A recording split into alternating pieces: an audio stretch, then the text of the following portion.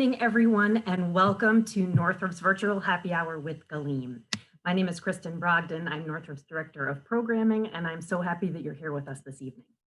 We have been very excited to host a GALLIM residency online all fall. We've been doing these happy hours since August. We had a couple of workshops this week, and it all culminates tomorrow night with the online premiere of a film screening of Boat. Tonight, I am going to introduce you to a couple of Zoom features before we get started.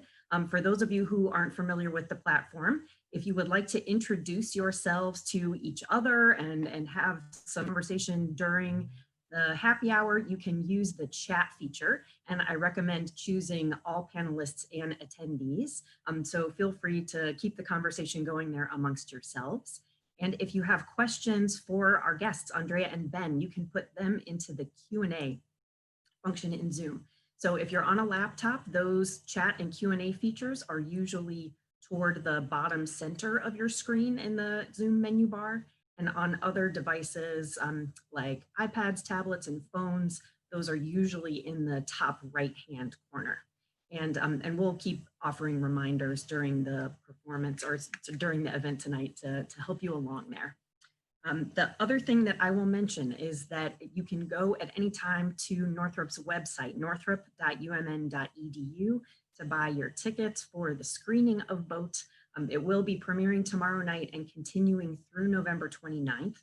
And I think after you have a chance to hear Andrea and Ben tonight, who were the co-directors of that project, you're really going to want to see it. So I hope that you will join us. Now, without further ado, it is my great pleasure to introduce Andrea Miller. Andrea is a groundbreaking artist who brings unbounded imagination, physical virtuosity, and a sense of deep humanity to her work.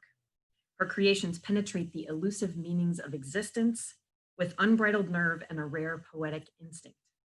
Miller's acclaimed works and commissions have been performed worldwide by GALLIM, as well as other leading dance companies in theaters, museums, gallery spaces, films, fashion shows, and branded experiential marketing events. Recent live dance commissions include many companies our Northrop family will recognize, including New York City Ballet, works in process at the Guggenheim, Ballet Hispánico, Martha Graham Dance Company, Abraham in Motion, and many others. She also works in fashion, film, and her experience in many university settings before this one has enriched our residency with her.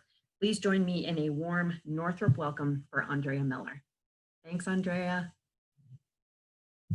Thank you. That was so warm. Thank you. I'm blushing. Thank you. Thank you, Kristen. Just been loving this residency. There's been so many aspects to it, and as Kristen mentioned, the classes with the students and the community class and these happy hour sessions. I'm as Kristen mentioned, the artistic director of GALLIM, and I'm very excited to welcome you to Happy Hour. So bottoms up, here we go. We started this discussion series last year as a way to contribute a space for dialogue within the dance and arts community, but also to further a connection within the world beyond the theater and the screen. Dance and arts exist and gather meaning in a particular cultural context, in dialogue with public opinion, global concerns, humanity's present and prospects. And where selfishly, happy hour became a way to spend time with people that I love, and at the same time, a wonderful opportunity for audiences to meet and talk with these brilliant artists as well. We dig into the past, present, and future of dance. So I'm very proud to introduce to you today a brilliant, brilliant visual artist, filmmaker, and wonderful human being, Ben Stamper. He's deeply accomplished in the field of filmography, visual expression, and storytelling. He's been a Lincoln Center Fellow, an artist in residence at the Center for Faith and Work, and also Grace Farms Foundation. His work shows a particular keen eye for patterns of nature and human movement, which explains his rich history of collaboration with choreographers and dance filmmakers, His works have featured Meredith Monk, Paul Taylor, American Modern Dance Company, Sonia Taillé, Bill T. Jones, Matthew Rushing of Alvin Ailey, just to name a few wonderful people and collaborators. Not to mention that his films have been screened by National Geographic, Lincoln Center, BAM, the Metropolitan Museum of Art, and Cannes Short Film Corner. So I'm unbelievably thankful to have met him. Almost immediately, 4 years ago, we started developing what is now a fluid and long-standing artistic collaboration across languages, spaces, and ideas. And I now have the honor of calling him a friend, and it's truly a privilege. So please join me in welcoming Ben Stamper. Thanks, Andrea. It's great to be here and spend this time with you. And thanks, Kristen, for hosting. Really glad to be spending this chilly evening by the fire, which is right here. Oh my gosh. Yeah. It seems like we're in the actor's studio. Yeah. Those interviews or like Masterpiece Theater. Yeah. Well, that was kind of what I was going for. I didn't put it in the ingredients, but an active fireplace is part of the cocktail. So I have to say, and I say this every time I get on a Zoom with Ben, is that he is able to light and position his situation in, like, I feel like I'm ready to watch a movie just watching you. I'm starting a Zoom lighting consulting firm. So I'll be handing out my business card after happy hour. Yeah. I wish you a lot of luck with that. Thanks. It's a growing market. Should we mix your drink? Yeah, we should. So tonight, because Andrea and I just finished putting together this film that Northrop has commissioned, and the title of the film is called Boat. I was inspired to do something that included the ingredient mead, because when I think of mead, I think of Vikings and Norse myth and just this epic drink of the gods. And so Beowulf came to mind because mead figures heavily in the beginning of that incredible work. So I pulled this off my shelf, and if you haven't read this translation of Beowulf, if you've never read Beowulf before, this is the entry point. So it's a boat-inspired ingredient in honor of the film that's going to be premiering tomorrow. So mead. Wow. Between the fireplace and Beowulf. Yeah. I think we can all agree that this is going to be a really great conversation. Yeah. So mead, if you don't know what mead is, it's fermented honey. And my wife, Vesper, she recently fermented some honey, and it's just about the easiest thing you can do to get alcohol. You just mix 50% water, 50% honey, and 1,000% Vesper, 1,000% my wife, and you come out with this beautiful elixir. So I just put this recipe together. It's not really a cocktail. It's more just like an enhanced mead. So I've been steeping some overnight in rosemary and clove. So if you have done that, which I hope and would be very impressed if you did. Yes, I have. You have the cider. No, this is mead and steeped.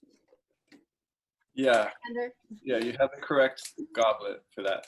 So I'm just gonna strain it so that I don't end up drinking the clove and rosemary. So there we go. We have a nice clear of cloves. And so then what you want to do is just add some vanilla. And that's just because vanilla is great. And then you want to just squeeze some orange juice into it. Andrea, you got your orange juice, right? Oh, yeah. You pre-mixed, right? I pre-mixed. Yeah, that's and tell me what is that ingredient that you were holding up there? Probiotic. So Strawberry yogurt? taking it in a different direction. That's good. It's yeah. It's kind of the Keep it essence. up. Yeah. So I'm just adding some, juice from 2 slices here. Now, so this is pretty much the ingredients. And then I in the directions I put ice shavings, and that's just to like create like snow effect because it's coming on to be the colder weather. Because you have a life. So I haven't really actually done this before, so I'm just going to take this microplane and kind of shoot it onto the. It will be our first happy hour where someone loses a finger. Yeah, this could be the moment. It's This exciting. totally doesn't work at all. So if you have another way to get ice shavings, put it on. It'll be very festive. So I'm just going to put some ice cubes in my mead, and that will be done. And then it's important to, decorate it with slice of orange, and very important, you have to put a sprig of rosemary in. So I just have to have Right. my rosemary right here. Yep. And put it in, and there you go. So bottoms up. Bottoms up. Cheers to you. Cheers to everybody. Here. So they should stir a little bit. Classy. Yeah. All right. Oh, I'm so glad someone just posted in the chat the directions if anyone was so enthralled and like gaping watching Ben achieve such a miraculous drink. You can now actually read it in the Yeah, and I really recommend any drink with rosemary is a win-win-win situation. I mean, I'm partial to that sort of musky or spicy pine related flavor. I would just eat pine if I could, but it really changes the dimension of the mead. At first I was wondering if the sound behind you was like a typewriter. Yeah, sorry, it's a little loud. And then I realized it's a fireplace. No, I have a someone taking notes. Yeah. Yeah. Like sending a telegram. Stenographer, Yes, yes. What they call them? Yeah, the courtroom. Yes. That's where we are in life, that I couldn't imagine the sound of being what for thousands of years anyone would identify as a fireplace after you explicitly show me there's a fireplace. What is this, a natural together no, that's a computer. Well, we do have a typewriter in the house that is owned by my daughter, who writes typewritten letters to her friends back and forth. So on her way to making mead. Yeah, exactly. You're amazing. You're inspiring. Only in like the first few minutes of speaking with you, I think you've inspired us all to live with a little bit more flavor and time dedicated to fermenting and putting a fire up. So beautiful. Yeah, well, it's you got to do something right these days. So I have some questions for you. Oh, you didn't tell me there was be questions. What is this? No, it's just happy out. It's just happiness. It's true. I don't know. So I was saying in the intro that I selfishly kind of created this happy hour thing so I could hang out with people I love and ask them questions that I don't know if they would never like typically come up. I should have like, you kind of like understand them through friendship or collaboration, but you don't explicitly ask them. And so some of these things are like really obvious, but I realized that I haven't really asked you. And it would be, I think, interesting for all of us to know. Yeah. Like, how does a filmmaker become how did you become a filmmaker? Like, what's that path that you take, whatever the pursuit you have with your creativity or a sense for art or a sense for a story, I'm not sure, and understand that it's meant for this medium. Yeah. That for me, my story is a bit different than a lot of the folks that I run with. In terms of, I never set out to be a filmmaker, and that was not my the medium that I chose. You know, it wasn't something that I pursued. But I think that the germ of the idea began when I was in high school, and we had access to, my friend had this movie camera. It was like a VHS camera where you put the giant tape in, and you do all of the editing in the camera. And I picked it up one day, and I was like, this is great. What I'm gonna do is I'm gonna make a film, a documentary film about my friends, because they're crazy and someone needs to record their antics and all of their goings on and all of our adventures. And so I embarked on a year-long project where I created this masterpiece. I mean, it was I felt so proud, more proud of this than anything that I was doing creatively at the time. I wanted to be a painter. I was also a musician, a songwriter, but there was something about creating this film in this medium that I wasn't really familiar with, but I felt comfortable in, and it was just working, and my friends were into it.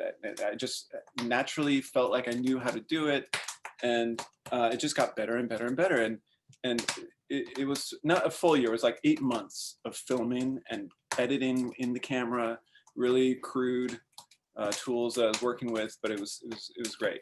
Like an iPhone, like you would edit like on your iPhone? I guess I've never edited on the iPhone, but it's probably very similar. Like, it's just like you're dealing with these really small controls, but you're kind of making it work. But anyway, after 8 months, the film was done, and it was complete. And I decided to have a premiere party in my house. So I sat all of my friends down, sat my brother down, his friends. We all gathered around the couch, gathered around the TV. I put the VCR tape in, and the first scene begins. And it's just like this thing inside of me just welled up, just this pride, you know, of like, I have made this, you know. And shortly into the first scene, for the first 10 seconds, all of this static starts to emerge over the image until it was just gone. And there was nothing there but static. And I was like, what happened? And so I pressed fast forward, I pressed rewind, I popped the tape out, I put it back in, static. And then all of a sudden on the screen emerges a rerun of a show that my dad had taped over my masterpiece. And so he just taped over it. Like, it was in the cabinet, he needed a tape, and it was a rerun of The Fugitive. I don't know if you remember that show. So there it was just up in smoke, and nobody ever saw what, you know, my magnum opus. So no. yeah. But you know, the lesson was you have to label things. Okay, that's the lesson. You have to label. I thought it was going to be something existential. No, you have to take a label. And that brought me to being a filmmaker, to try to always make that movie again. Yes, that, like, don't tape over this. You know, that's important. And I'm still learning that lesson. But yeah, so after that happened, I put away filmmaking. I was like, this is not for me. I was really just it's traumatizing. And so I just went headlong into painting and continued my music, and harder to have someone record over. Yeah, like I needed some extra tape, and I just recorded over your song, or I just painted over your painting, you know. I tried to create a safe space. Into your cider. I finished the cider. I'm moving on to probiotic yogurt. That's good. I'm still on my knees. So. Okay. Okay. So Okay. yeah, so then that became my focus, painting, and I was really just deep into. I think you know, like abstract expressionism was sort of what brought me to painting in the first place, and so I was just, you know, Rothko and de Kooning and Franz Klein and all those guys like really gave me a sense of that you can be physical while you paint. You can be active. You know, it's not just this meditative practice, but it's also an embodied practice. It takes the body to paint like that. And yeah, and so that, you know, it led to various pathways, and I ended up into ministry, into youth ministry. You know, teaching kids about spirituality, teaching kids about ethics, teaching kids about how to live responsibly, and that was a good 5 or 6 years where I did that, and it was out of that stint that I began filmmaking again, and it was mainly to begin making films to communicate and teach kids the things that I was trying to teach them verbally, and I was finding that the films were way more effective and way more fun. And so I just made these goofy films just regularly, and it started just taking over, and just rediscovered my love for it. And it was through that experience that filmmaking became just a medium that I found that I knew, and I found that I had a fluency for. But it was from a completely different angle. It wasn't from ever wanting to be a filmmaker. It was more about using filmmaking as a way to merge my passions for music, my passions for imagery and the visual, and my passions for people, and my love for the human. And filmmaking just had a way of bringing those things together that really seems to make sense in my brain. And when did you feel like I'm a filmmaker, or have you ever? I don't really feel like I'm a filmmaker, like it, because I don't feel devoted to it as an art form that kind of cancels out or excludes other art forms. I mean, I'm a filmmaker in the sense that that's what I spend most of my time doing. But I don't.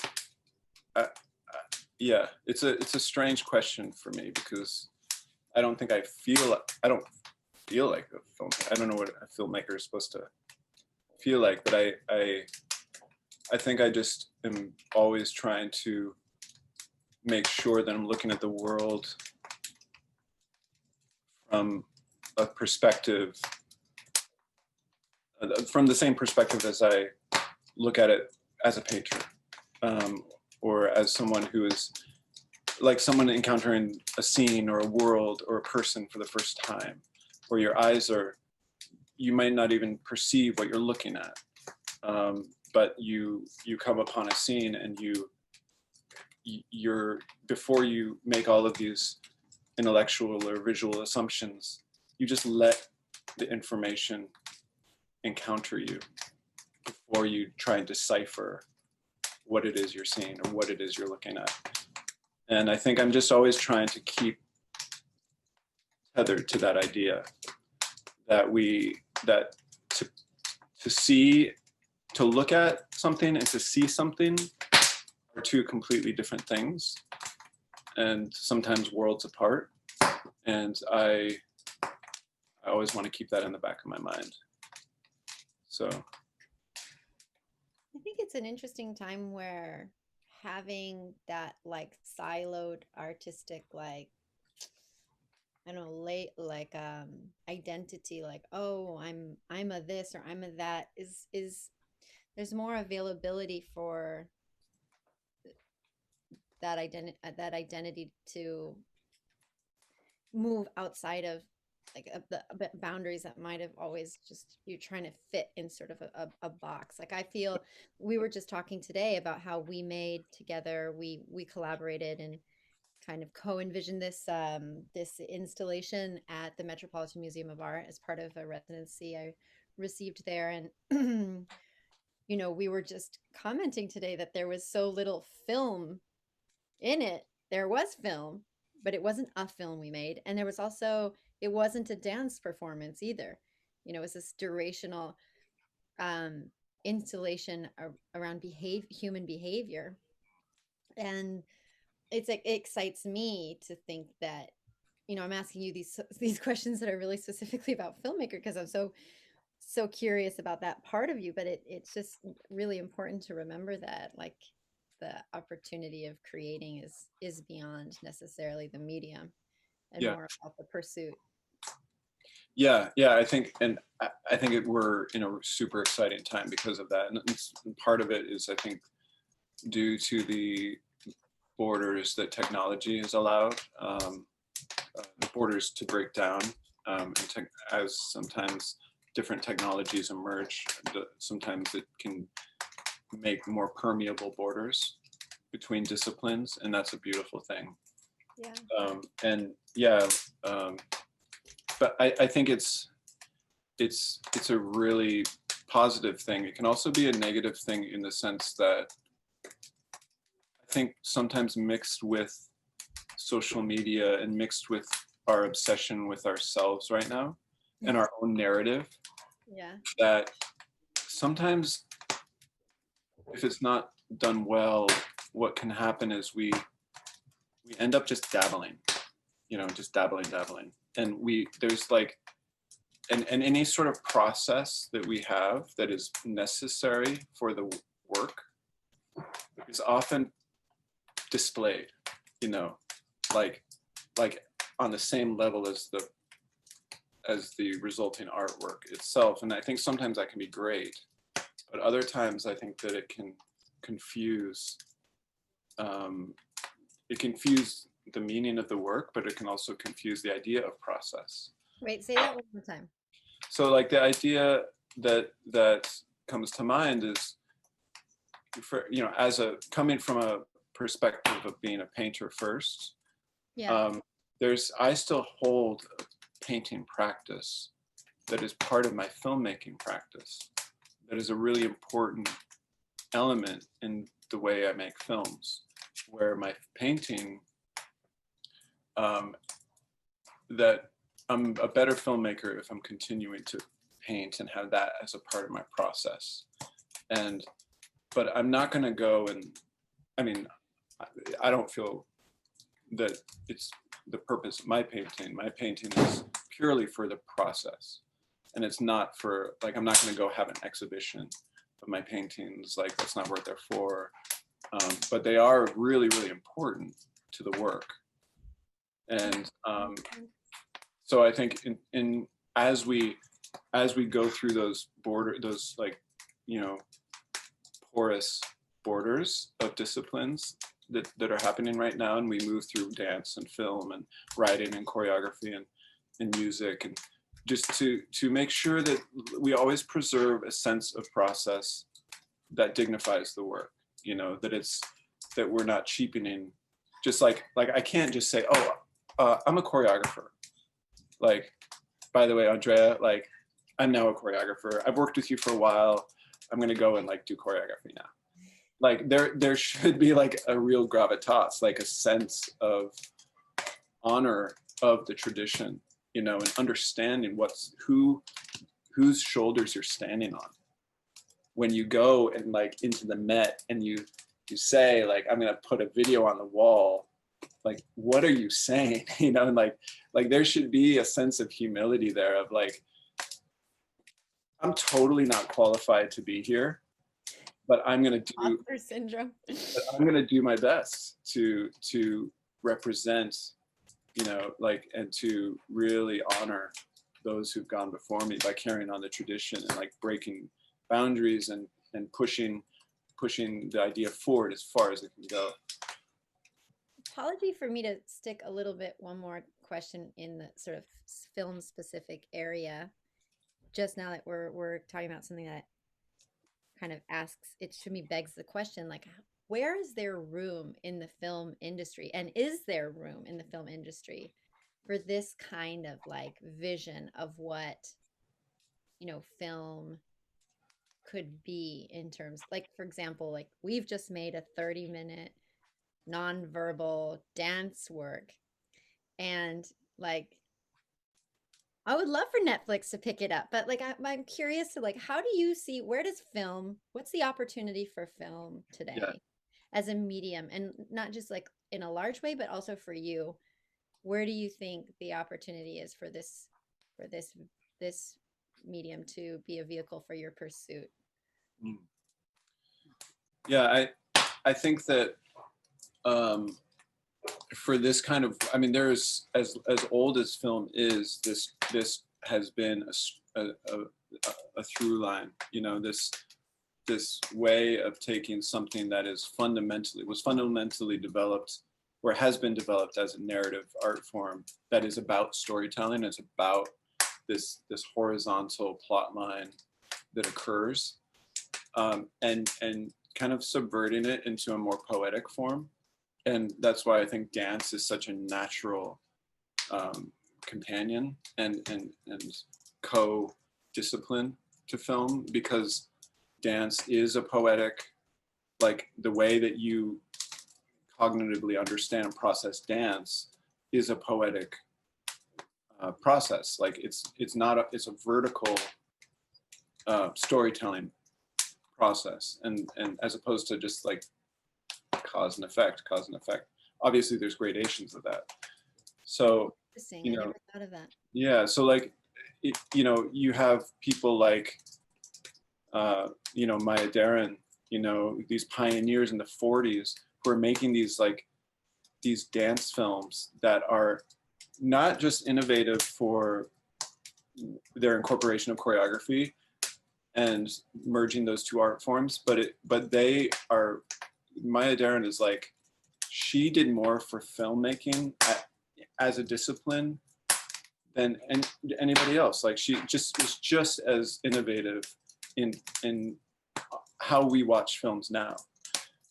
So from the beginning, this merging and this creation of a new art form out of these two, dance and film, it has a long and rich tradition.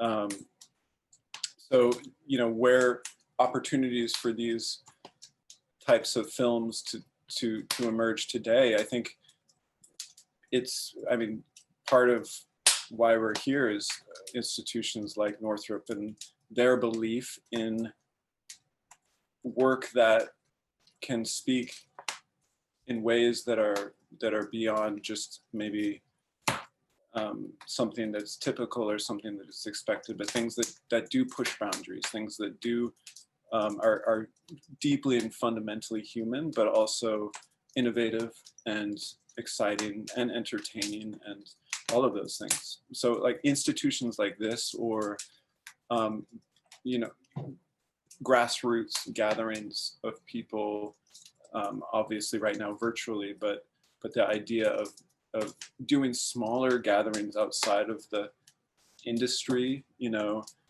really excite me. You know, sort of like film screenings that are centered around hospitality, or are centered around something other than film, but use film as a way to talk about something else. That's super exciting to me. And same with dance, you know, using these art forms in ways that aren't just filling a slot in a schedule or in a program, but using them to enrich our lives in not just programmatic ways, but in micro ways too. This is a story about one of the brilliant things that Ben has done in that light. Like I went to a screening of one of his films in Brooklyn, in like the cutest little, it was Brooklyn, right? Yeah, the cutest little Yeah, film house. I don't know. I don't know how many people were there. But we watched the film all holding balloons. Yeah. And it was partially, I mean, you might want to tell the story better than I would, but the film was made with actors, primarily almost all of them with hearing impairment, Mhm. and also the composer, who's like a brilliant composer, who did all of the music also. And so that you could hold the balloon and feel the vibration of the sound of the work, both the sonic score, but also the diegetic sound and whatever dialogue there was. And it Yeah. was like a totally different, visceral experience of being in a movie, holding a balloon and feeling the hearing of it. Yeah. Yeah. And the things like that, it's harder to do in a standard context, where if you do have some level of control, you can bring some exciting things to the table like that. The name's Grisha? Yeah, yeah, it's a film that a, a bunch of friends and I did maybe 2 or 3 years ago, and it was a story, an adaptation of a Tolstoy short story, and yeah, it just, as I really wanted the experience to be felt just as much, from all of the audience, because all of a lot of the actors flew out for the showing, and I wanted them to experience the score as well. Evelyn Glennie, the percussionist from Evelyn, yes. she did the music, and and thankfully, it translated really well through the vibration of the balloons, and so that, yeah, that was a really special moment, special opportunity. I just peeked in the Q&A, and I know this is for later in our conversation, but I thought it's a good moment to bring it up. Someone is asking if you ever incorporate or work with other people with disability, or if that's incorporated in your... Yeah, actually, my first film... I don't think disability is the right actually term, so forgive me for botching that. No, it depends on the school that people are in. I mean, there's a lot of different, there's a lot of people who I come in contact with regularly who, do have, various conditions, who do use the word disability. So it depends on what community you're talking to, I guess. But my foray into filmmaking was making a film about a boy I was teaching art to who had autism, and then I subsequently made another documentary about the same boy, a larger documentary that just screened in a few festivals, and then through that I became involved in some work through the Utah State University. And I'm from Utah. Represent. Ben knows very well. Yeah. And, then it was through a program through there, I ended up doing a film about a student there with autism who climbed Mount Kilimanjaro. So I followed him up Mount Kilimanjaro and made a documentary about his journey. And he is he's an incredible guy. And through that process, I started teaching him how to write poetry, and that became a primary mode of expression for him over the course of the film. And so, yeah, those have been really wonderful projects, dear to my heart, to spend time with these young men who are coming of age and facing a world that we have no clear grid for, but they are just navigating it like so well and with such grace and courage. And so, yeah, that's always been a big part of my filmmaking, is incorporating communities and individuals who have these stories that are just often locked away or hidden away, that are just so inspiring and so deep. So, yeah. I feel like it's the same sensitivity, just like the same, like your approach. I don't know, to dance really like blows me away because you see a lot of people have a hard time reading dance or feel like, just uncomfortable having to not have things said and spoken and done in sort of like a way that is just conventionally legible. Um, and so that's why dance goes into this sometimes this weird corner of like, I don't know what to think of it, do with it, but you just seem to really allow for another way of talking, another way of expressing, another way of showing your soul.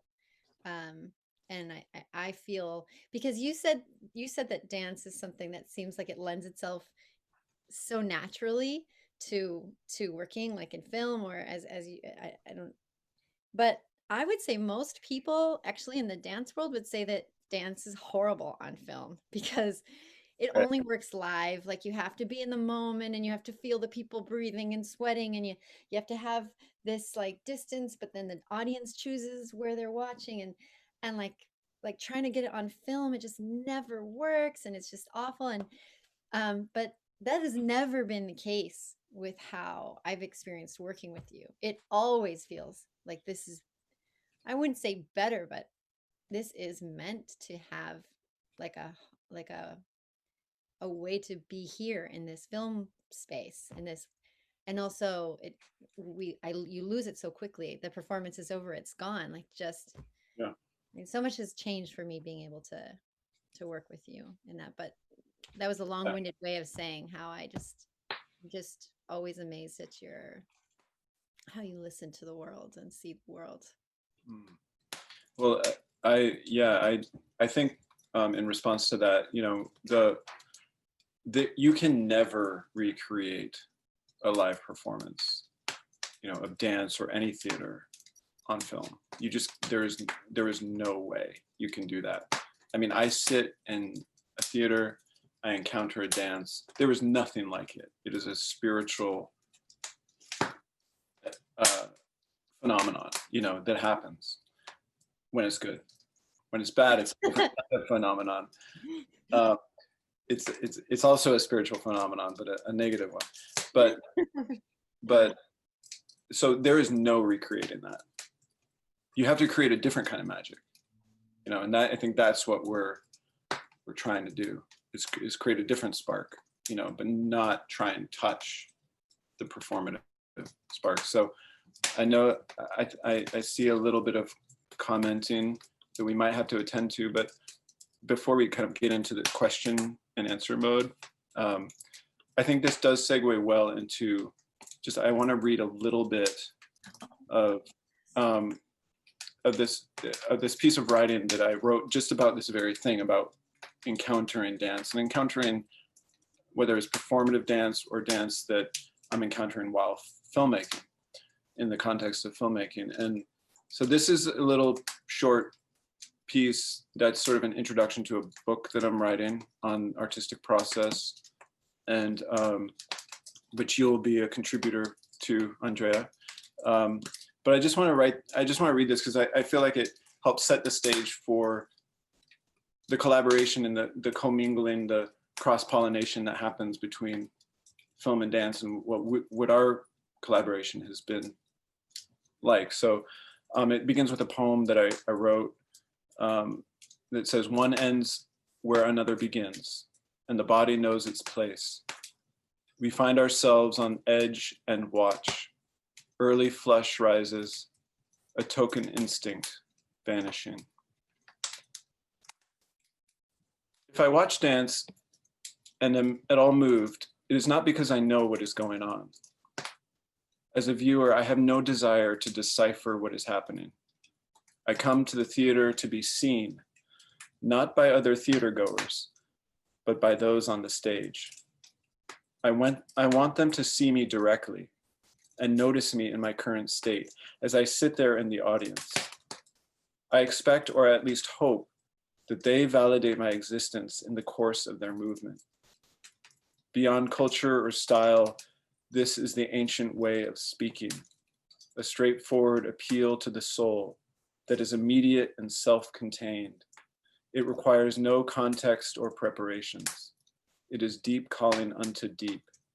And when it happens, when I am moved in this way, then time, space, and the total artifice of life falls away until I become the dance. And the dance is no longer something external or a thing to be examined. All memory is erased and I am suspended between potential and realization. And this should be the aim of our creativity, to revive this magic language we've known from birth. Such a feat can only be born out of intent. Though this intent will ultimately be erased by time, by the time we encounter any meaningful work of art, it is nonetheless crucial to the process of getting at the universal through the particulars. The alchemy of transforming creative intent into the phenomenon of human connection and understanding is why we do what we do. So that's what has kind of, brought me in so much meaning and joy in our collaboration, is going to that place where it's like, it's an ancient language. So, Beautiful. yeah. I want to make sure that we're faithful to any questions that have arisen, but I don't know how to do that. Do you know how to? And that's what I'm here for. So Thank you, Kristen. hi. Hi. Sorry we're so long-winded. No, it was beautiful. I enjoyed hearing everything you had to say, and you gave me a beautiful segue back into the room. So the questions that we have so far, I think that people are just really curious about your creative process on making Boat together. So so first I'll ask, what were some of the challenges during the project's creation? If you can just talk about some of the crazy things that Do you have an hour? COVID. We have another hour. Let me pour some more mead. Yeah. Do you want to take this one, Andrea? I've been talking a while. Oh my goodness. I mean, I think we all want to hear from you, Ben. So I'll keep it short, but I think creating, first of all, it's my first experience of like creating a film of this scale, like have a multi-day shoots, locations. I think that would have been a crazy feat to do without a pandemic. It's like, I think it's already a miracle to make something like a film Also, without a pandemic. So it's like talking about the challenges of just creating, and learning about that, and experiencing like the beauties of collaborating, the opportunity of collaborating with somebody like Ben and the beautiful dancers that were involved. But the challenges like that I think are interesting to talk about are some of the ones that related to COVID as well. I think one of the biggest things that I, still hold in me is hearing my company manager get to the point of real, like very high levels of anxiety that she might put any one of us or our families in danger by not having all of the sort of protocols, like cross check, and everything sort of, because she put that responsibility on herself, and I just remember feeling her, that burden of that fear, being such a big challenge to overcome, just to make sure that everyone was going to be safe and that it was going to go well. And it did. And she was just kind of out of this world. And Northrop was incredibly helpful in helping us find the right path to that. Yeah, I think that more than anything, with all of the challenge that was present, everybody who we were working with, the crew, the cast, everybody involved on every level. There was just such a Herculean effort by everybody to wear 5 hats. You know, usually, you know, at least in the films that I'm involved with, everyone's wearing a couple hats, but it's just everybody was very graciously handling so many different aspects of the production that had nothing to do with their role.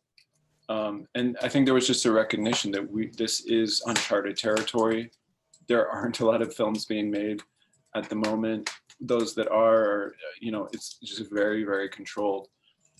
And for Andrea and I, our way of working is much more fluid and there's a lot of spontaneity or just a lot of unknowns going into any given moment. And so to try and navigate these waters when there was a lot more at stake, when you had a flash of inspiration or an unexpected happy accident, there was a lot at stake for going in that direction.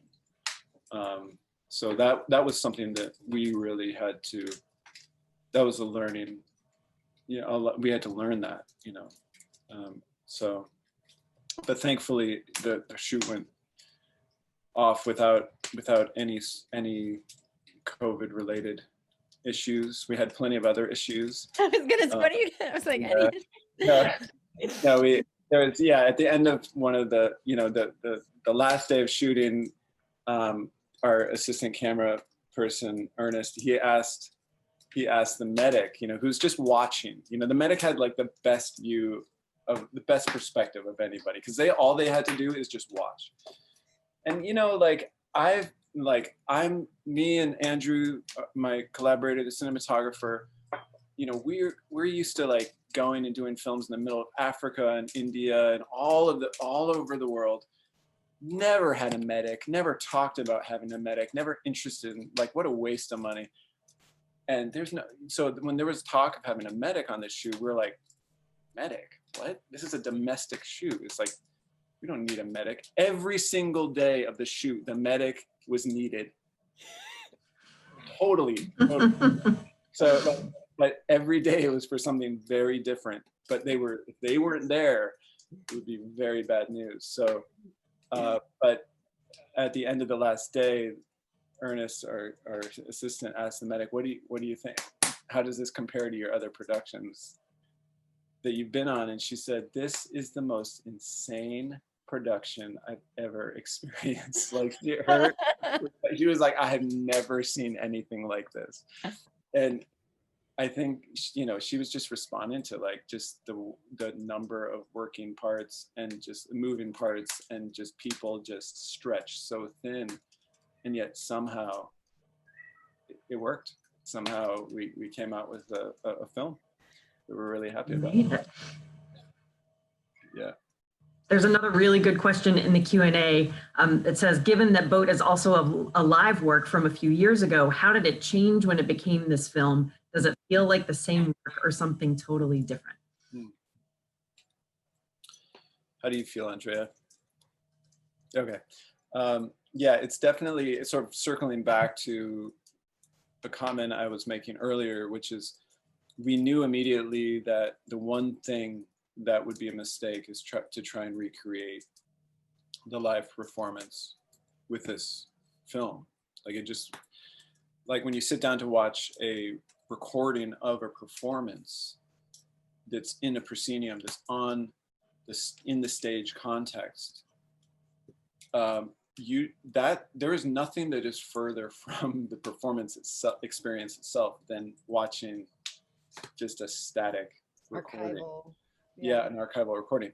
It can be super useful for reference, for choreography, for historical purposes, and just documentation. But in terms of creating like a film, we knew that would be like, no way. So what our aim was to preserve the spirit and the feeling of the piece, but reinterpret it in a way that felt like something new. But it certainly took everything that it could from the existing choreography and what was the original genesis of the work, and tried to really use that as our jumping off point and maintain. It's kind of like it's a member of the family, you know, but it's like, it, you know, looks different, talks different, but it's still the same family, but it's just of a different generation. Yeah. I mean, from the beginning, I just told Ben I don't want to make the same work, but have it somehow just available by film. I want it to expand, go beyond, to tell this other stories that maybe you are there but you can't see in the dance performance of it, or just use your craft and your, you know, your eye as a filmmaker, to let it grow and change. We were talking today, that the thing that happens in dance very easily is that one person might be like doing a solo and is clearly featured as, like, you could call him your, I don't know, your Hamlet. And then that dancer, after their solo, is all of a sudden inside the core and is moving fluidly in a group moment, which, you know, in another kind of medium, you'd be like, why is Hamlet why is he part of the group over there, you know? But in dance, it makes all the sense in the world that someone will come out and to tell part of the story and then go into the rest of the architecture, the weaving of the piece. And and that just doesn't necessarily translate. But we were kind of excited to sort of play with those not rules, but those opportunities in dance for people to come in and out of being a protagonist or being part of the mass, and, you know, welcome that, while other things from the dance part just don't work at all. And it just, you have to adapt and change, because it could work perfectly on stage but would be a mess to try to have that in the film itself. Like, for example, the dancers are moving in water and they're kind of almost pretending that they're like moving with water. But what if you're in water? Why are you pretending you're in water? In this film, you are actually in water. You don't need to pretend you're in water. And all of a sudden you look ridiculous. So it's like finding that balance between what you're going to keep and what you're going to move from was a really fun part of the process. Some things you only find out in the moment also, you know, Yeah. which is very Yeah. comfortable for Ben and I, because we work very comfortably, fluidly together, having built this long collaboration, but it doesn't necessarily work on a tight film shoot schedule. Yeah, it's like when you walk into a theater setting, it's like there is a suspension of disbelief, you know, or a suspension of belief. Disbelief. Disbelief. Right person. It really should be a suspension of belief, but you know, where you just you can assume certain things stand for other things. You know, it's like you assume the backdrop that's flowing in blue is water. You know, you just assume that it's standing for weather. And yeah, when you take dance out of that context and put it into the landscape or put it into these wild environments, that relationship between the, you know, what the audience assumes and what is real, it changes. So you have to like find a new way to interpret the work so that it feels it still feels true. Yeah. I'm going to ask one more process-based question, because I think it kind of like flows from what Andrea was talking about before about being fluid in the moment. But your planning process, did you storyboard the movement, or was the whole process more fluid like that? Yeah, I mean, we had, you know, we had the written choreography as our roadmap, or as just sort of like our guiding light. And we had, what I did is just develop a series of visual and narrative scenarios that I just like developed a bank of them, and just started kind of massage, like when you have a kale salad that you're massaging the kale, like it's kind of like you're massaging narrative and you're massaging imagery and and just narrative structure into the piece, and you just have to keep smushing it against each other and seeing what resonates. And so I would send Andrea and our cinematographer Andrew these treatments, you know, of these different combinations of scenes or scenarios or even characters that we introduced into the film, and just seeing what resonated with them, you know. And I was really curious for Andrea, like what it was like to see her movement work, you know, in this form, in this process. And so we just did that over and over and over. And then, of course, a really important part was when Andrea and I sat down, and Andrea went through every single beat of the choreography, every moment, and she had an entire story for every moment and why that movement, why she had placed that movement where it was and what it meant. And she had this whole backstory. And so that became hugely important in understanding how this could work on film. Yeah. Oh, that's a great answer. And I think that we'll wrap up on kale salad. So You go with your cocktail. Yeah, it goes well together. Is there rosemary in the salad? Now there is. You just pour the rest of the meat all over the kale salad. it's your vinaigrette and your cocktail. Can I just say something really, really quickly? Of course. Before we wrap up. So if you watch the film, which I hope everyone does, there is a ton of static in it. And I'm just wondering, after learning this story of Ben's tragic story of the static in his high school film, if there is somehow a psychoanalyst out there who might be able to tell me if there's a reason that static is now in Boat, related to his first film, tragedy. Yeah, I've never put that together until now. This is like the beginning of my healing journey. Redemption. Well, thank you so much, Andrea and Ben, for being with us tonight. I'm excited that we get to talk a little bit again tomorrow night as a part of the film presentation. So if this left you wanting a little bit more, that was exactly as designed. And like Andrea said, we really hope that you are going to join us tomorrow night or over the course of those next 10 days to see the film. It's really something extraordinary. It's a work of art. It's unlike anything else that is being made during this time or ever. And so I'm obviously incredibly proud of it and of them, and hope that you will all enjoy it as well.